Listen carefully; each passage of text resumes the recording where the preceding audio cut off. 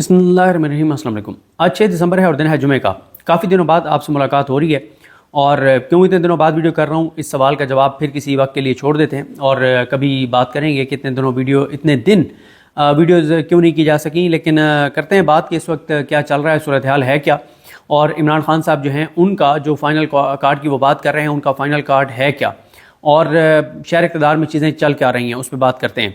पहले इमरान खान साहब ने कल जो एक उनका ट्वीट आया था वो आपके सामने रखता हूँ, लेकिन मैं फिर आपको बताऊँगा कि इमरान खान साहब का फाइनल कार्ड सिर्फ वो नहीं है जिस पे हुकूमत बड़ी एक उन्हें लगता है कि भाई ये फाइनल कार्ड, ये इमरान खान का सिर्फ ये फाइनल कार्ड नहीं है। इमरान खान का फाइनल कार्ड कुछ और है, उसके इम्कानात पे बात करेंगे, उसके इम्कानात क्या हैं। पहले ये बात कर लेते हैं कि इमरान खान साहब ने कल ये पैगाम दिया जेल से। उन्होंने कहा कि मुल्क में डिक्टेटरशिप कायम हो चुकी है, रियासती दहशतगर्दी के नतीजे में 79 सियासी कारकुनान पर गोलियां बरसाई गईं और पुरअमन सियासी कारकुनान को शहीद किया गया। हमारे सैकड़ों कारकुनान लापता हैं। सुप्रीम कोर्ट को अब इसका नोटिस लेकर अपना आईनी किरदार अदा करना चाहिए। हम पहले भी इंसानी हकूक़ की संगीन खिलाफ वर्जियों पर supreme court, Lahore high court और इस्लामाबाद हाई कोर्ट से रजू कर चुके हैं, लेकिन अदालतों की जानिब से कोई एक्शन नहीं लिया गया और मुल्क इस नहज पर पहुँच गया। यहाँ पर रुक के सिर्फ इतना बता दूँ कि इमरान खान साहब ज़ाहिर है वो जेल में हैं, उन्हें बहुत सारी चीज़ों का पता है, लेकिन शायद इस मामले में उनकी लीडरशिप उनको ठीक तरह से आगाह नहीं कर रही कि इस वक्त सुप्रीम कोर्ट ऑफ पाकिस्तान के पास सो मोटो का कोई इख्तियार नहीं है और याही अफदी साहब अपने इख्तियारात सरेंडर कर चुके हैं और उनके पास कल को यही एक जवाब होगा कि मेरे पास तो कोई इख्तियारात नहीं थे, आप पिटीशन लेके आते तो फिर हम देख सकते थे। लेकिन मेरी इत्तला ये है कि अब तहरीक इंसाफ जो है वो अगले 2-3 रोज़ में इस्लामाबाद हाई कोर्ट से या सुप्रीम कोर्ट ऑफ पाकिस्तान से जुडिशल इंक्वायरी के लिए रजू करने जा रही है। इस हवाले से हमारे दोस्त फ़हीम अख्तर साहब पहले खबर भी दे चुके हैं। इमरान खान साहब कहते हैं कि हम 13 दिसंबर को पेशावर में शोदा को खराज अकीदत पेश करने के लिए अज़ीमुशान इज्तिमा मुनक़्क़द करेंगे। इस इज्तिमा में अपोजिशन की सियासी जमातों को शिरकत की दावत दी जाएगी। मैं 2 नुकात पर 5 रुकनी मुज़ाकराती कमेटी तश्कील दे रहा हूँ। अंडर ट्रायल सियासी कैदियों की रिहाई, 9 मई और 26 नवंबर के वाक़यात की शफाफ तहकीकात के लिए जुडिशल कमीशन का क़याम। हमारी मुज़ाकराती कमेटी उमर अयूब खान, अली अमीन गंडापुर, साहबजादा हामिद रज़ा, सलमान राजा और असद कैसर पर मुश्तमिल होगी और स्टेक होल्डर्स से मुज़ाकरात करेगी। अगर इन 2 मुतालबात को ना माना गया तो 14 दिसंबर से सिविल नाफरमानी की तहरीक शुरू की जाएगी। इस तहरीक के नतीजे में इस तहरीक के नताइज की जिम्मेदारी हुकूमत पर होगी। सिविल नाफरमानी के नतीजे में बैरून मुल्क मुकीम पाकिस्तानियों से अपील करेंगे कि वो रेमिटेंसेस, तरसीलात ज़र को महदूद कर दें और बाइकाट मुहिम चलाएं। इस तहरीक के दूसरे मरले में इससे आगे भी जाएंगे।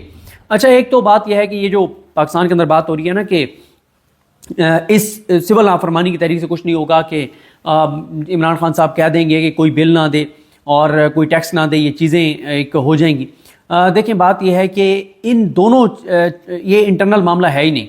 इमरान खान साहब को भी पता है कि अगर 14 दिसंबर को इमरान खान सिविल नाफरमानी की तहरीक का ऐलान कर देते हैं तो उसका एक इंटरनेशनल इम्पैक्ट है, पूरी दुनिया में ये खबर लगेगी और पूरी इमरान खान का इस वक्त जो फोकस है और तहरीक इंसाफ का फोकस जो है वो इंटरनेशनल है, वो पाकिस्तान से बाहर से है। क्योंकि तहरीक इंसाफ को इस बात का पता है कि पाकिस्तान के अंदर आपके सामने अदालतों की सूरत हाल क्या है। अदालतें इस वक्त एग्जिस्ट ही नहीं करती और हुकूमत फॉर्म 47 वाली आपके सामने, ब्यूरोक्रेसी आपके सामने है, पुलिस आपके सामने है, पूरा निज़ाम जिस तरह से यरगमाल है वो आपके सामने है। तो पाकिस्तान के अंदर अगर कोई ये समझता है कि कोई चीज़ हो जाएगी तो वो तो मुमकिन नहीं है।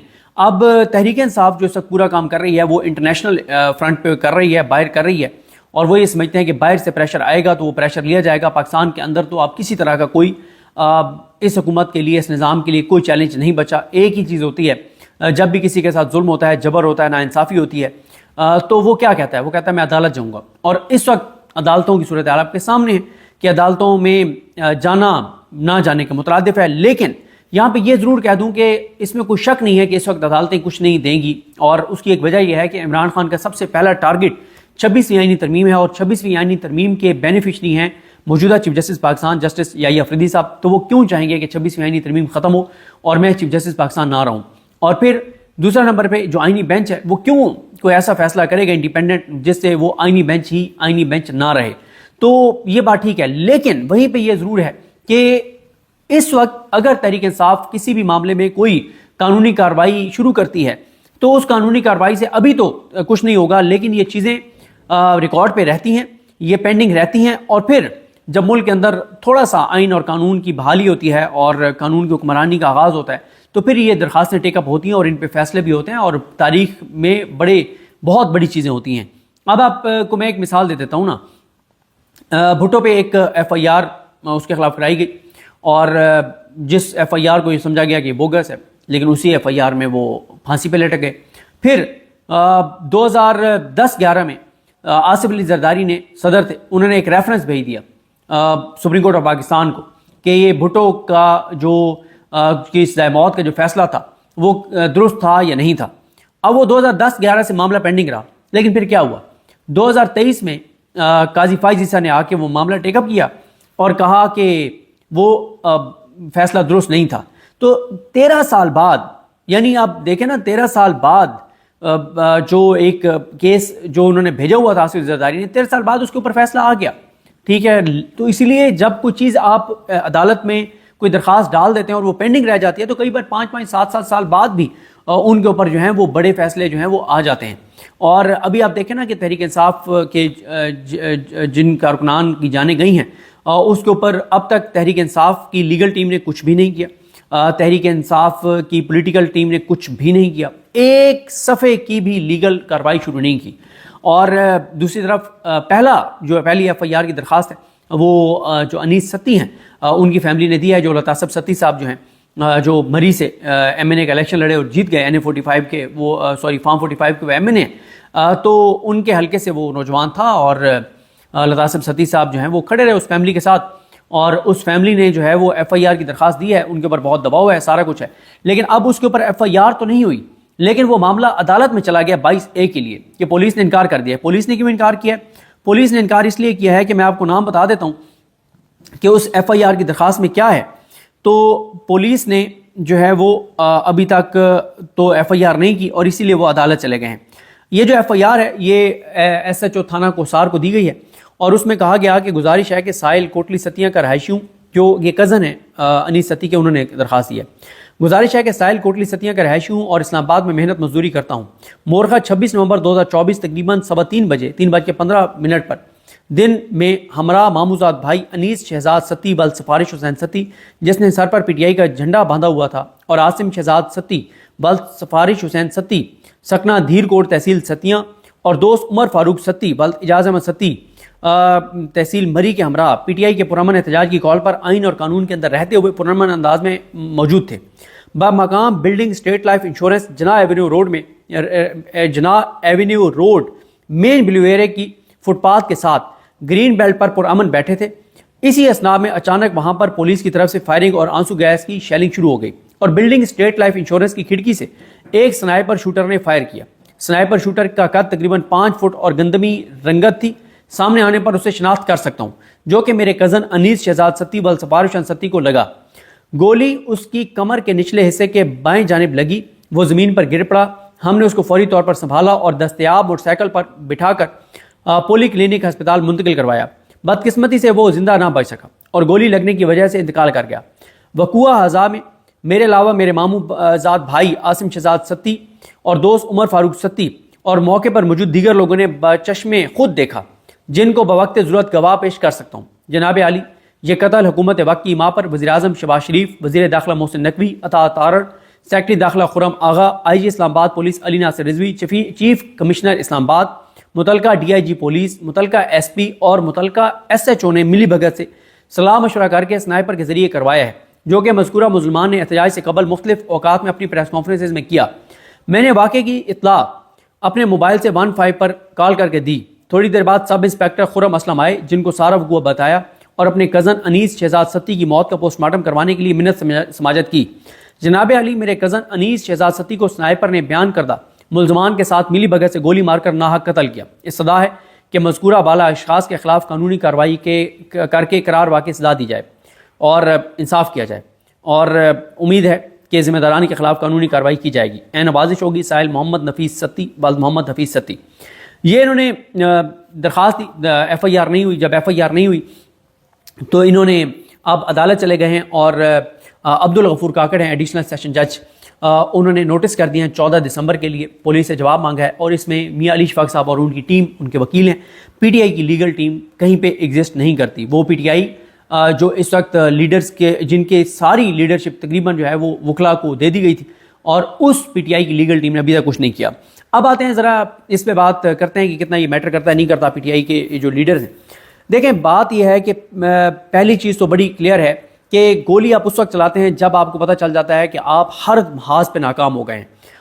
پہلے یہ جو ختم شد والے ہیں جو حکومت کو بار بار بتایا جا رہا تھا اور اداروں کو بتایا جا رہا تھا اور فیلڈ سے جو رپورٹیں بھیجی جا رہی تھی کہ کوئی بندہ نہیں نکلے گا، وہ تمام رپورٹیں غلط ثابت ہوئی ہیں اور لوگ نکلے ہیں. اور اب خود جو حکومت کے پاس انٹیلیجنس رپورٹس ہیں ان کے مطابق 70,000 لوگ جو ہیں وہ کے پی کے سے روانہ ہوئے. اور یہ ضرور ہے کہ وہ یہ کہتے ہیں کہ جب یہ قافلہ پہنچا 26 نمبر تو 15-20 ہزار لوگ جو ہیں وہاں سے یا مختلف جگہوں سے واپس آ گئے تھے. لیکن یہ ہے کہ 70,000 لوگوں کی حکومت کے پاس یہ رپورٹس ہیں کہ 70,000 لوگ کے پی کے سے نکلے. اور ان کے پاس جو اس سے پہلے جو ان سے فیلڈ سے جو رپورٹس تھی حکومت کے پاس وہ یہ تھی کہ ٹوٹل 8-10 ہزار لوگ نکلیں گے. تو یعنی ان کو اندازہ ہی نہیں تھا، ان کے وہم و گمان میں نہیں تھا. پھر ان کے وہم و گمان میں نہیں تھا کہ کراؤڈ اتنا چارج ہوگا جو جانے تک دینے کے لیے تیار ہوگا.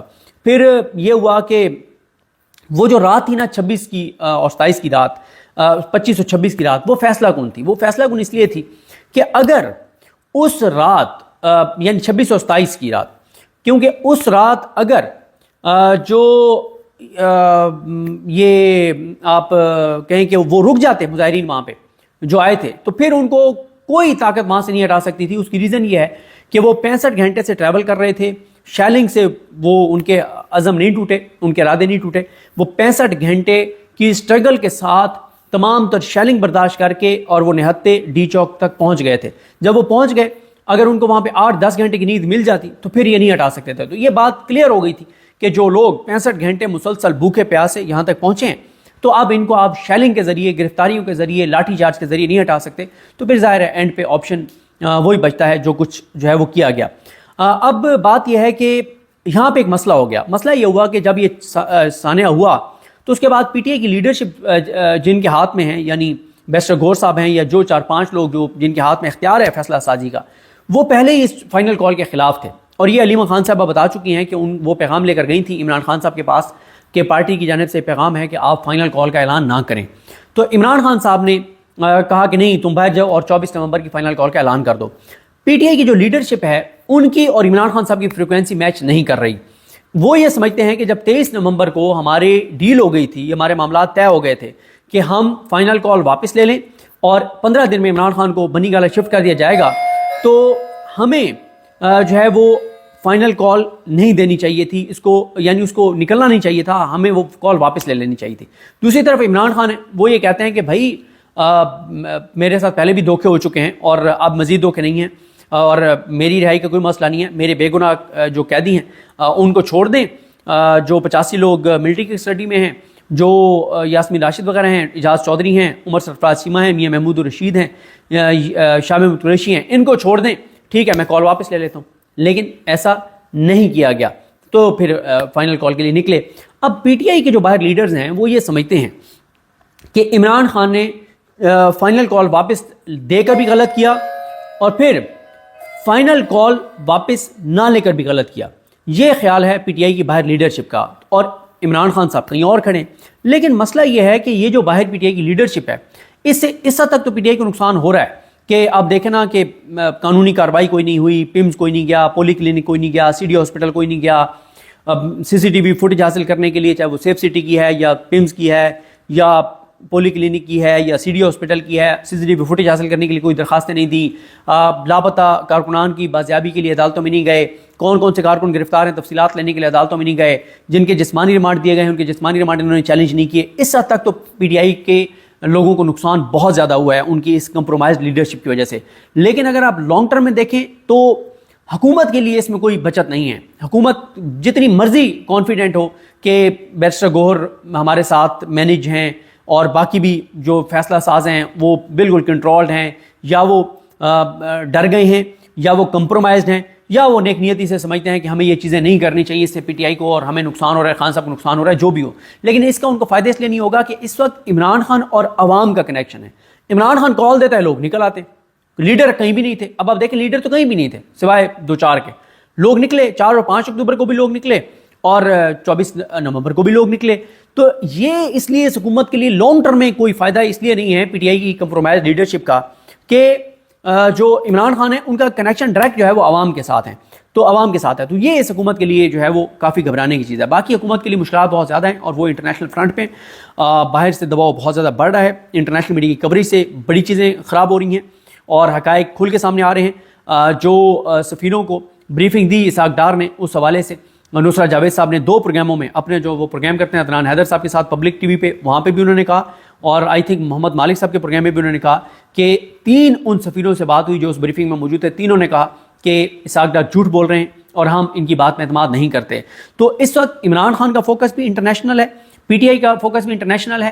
جو کچھ پی ٹی آئی کی کے لیے جو کچھ ہو رہا ہے وہ اس وقت باہر سے زیادہ ہو رہا ہے. انٹرنلی پاکستان کے اندر تو اس وقت کچھ بھی نہیں ہو رہا, یعنی نہ لیگل فرنٹ کے اوپر کچھ ہو رہا ہے, نہ پولیٹیکل فرنٹ کے اوپر کچھ ہو رہا ہے, نہ سڑکوں کے اوپر کچھ ہو رہا ہے, کیونکہ پی ٹی آئی کی جو لیڈرشپ ہے وہ کمپرومائزڈ ہے. لیکن اس کمپرومائزڈ لیڈرشپ کا شارٹ ٹرم میں حکومت کو فائدہ ہے, لانگ ٹرم میں فائدہ نہیں ہے. کیوں؟ کیونکہ عمران خان ڈٹا ہوا ہے, عوام کے ساتھ اس کا کنیکشن ہے, عوام میں اس کی پاپولیرٹی دن بدن بڑھتی چلی جا رہی ہے, تو اس لیے حکومت کو کسی طور پہ فائدہ نہیں ہے. اور یہ جو میں بات کر رہا تھا کہ عمران خان صاحب جو ہیں وہ اب عمران خان صاحب کہہ رہے ہیں کہ وہ ان کے پاس آپشنز موجود ہیں, تو وہ کیا ہیں؟ دیکھیں ان کے پاس ایک تو یہ انہوں نے کہہ دیا سول نافرمانی والا, اور اس میں جو ڈیمیجنگ چیز ہوگی وہ ریمیٹنسز ہوں گے, کیونکہ پاکستان اس وقت آپ کو پتہ ہے ریمیٹنسز پہ چل رہا ہے. اگر اوورسیز پاکستانی 3-4 مہینے کے لیے ریمیٹنسز نہ بھیجیں تو شہباز شریف صاحب کی یہ کرپشن, لوٹ مار, یہ جو کچھ یہ کر رہے ہیں, یہ تو ان کا سارا کچھ بند ہو جائے گا. اور آپ کو پتہ ہے کہ یہ اور کسی چیز سے نہیں گھبراتے, اس چیز سے گھبراتے ہیں جب ان کی کرپشن اور لوٹ مار بند ہو جاتی ہے. دوسرا یہ ہے کہ یہ انٹرنیشنل خبر ہوگی نا جب عمران خان اناؤنس کریں گے سول نافرمانی کی. اور میری جو ہے اطلاع وہ یہ بھی ہے کہ عمران خان صاحب اگر آپ کو احتجاج کی کال دیں گے تو وہ ملک بھر میں ہوگی, اور وہ صرف اسلام آباد میں نہیں ہوگی, وہ مختلف سٹیپس میں ہوگی, وہ ملک بھر میں ہوگی, چوکوں چوراہوں پہ ہوگی کہ لوگ گھروں سے نکل کے اپنے گھروں کے باہر کھڑے ہو جائیں پلے کارڈ اٹھا کے, اور اس طرح کی ہوگی.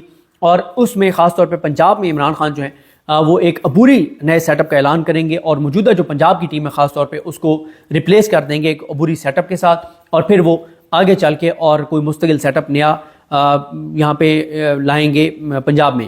اور باقی اور بھی آپشنز ہو سکتے ہیں ممکنہ طور پر, اسمبلیوں سے استعفے والا ہو سکتا ہے. اب اسمبلیوں سے استعفے اگر وہ دے دیتے ہیں کے پی کے علاوہ, کے پی کے کی حکومت ابھی وہ نہیں چھوڑیں گے, اگر وہ اسمبلیوں سے استعفے دے دیتے ہیں تو ظاہر ہے یہ بھی ایک بڑا بالکل ہر چیز ختم ہو جائے گی اس نظام کی. جو رہی صحیح بھی کوئی تھوڑی سی ہے کہ جو اسمبلیاں کو رہی صحیح تھوڑی سی چل رہی ہیں کہ چلیں اپوزیشن موجود تو ہے, وہ بھی چیز ختم ہو جائے گی.